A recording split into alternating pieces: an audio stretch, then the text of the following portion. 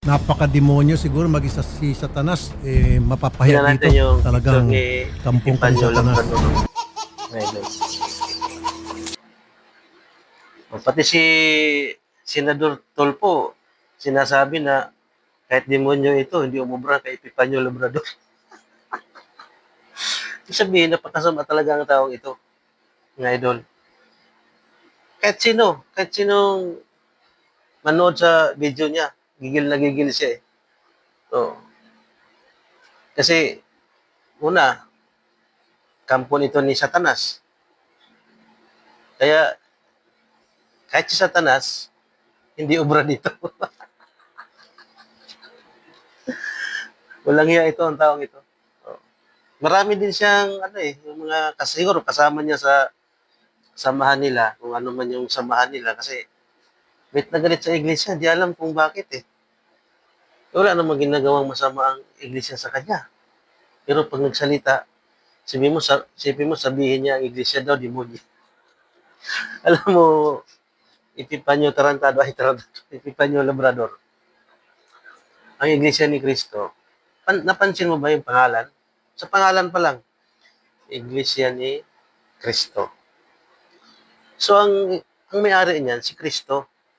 Kaya kapag nilalait mo, inuusig mo, ang inuusig mo ang Panginoong mismo eh. Panginoong Kristo mismo eh. Ang inuusig mo.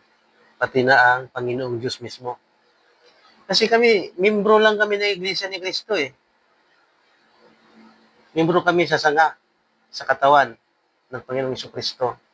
Kaya pagka inuusig mo kami, lalo kaming tumitibay. Lalong tumatag ang aming pananampalataya. Kaya ikaw naman, habang nanguusig, laging nagtatago. Parang daga.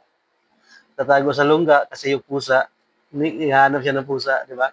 Ganon ang Iglesia ni Cristo. Hindi mo kasi alam eh. Kasi ang nasa puso mo, galit. Kasi utak hipon ka nga eh. Utak pusit. Di ba? Sipin mo, pag panglait ka, akala mo, gigil na gigil. Kulang na lang, ngat-ngatin yung pangalang Iglesia ni Manalo. Iglesia ni Manalo daw eh. Di ba? Napakaliwanag. Nakasulat doon sa kapilya namin, Iglesia ni Cristo. Tapos sabihin mo, Iglesia ni Manalo. Napakawalang hiya mo.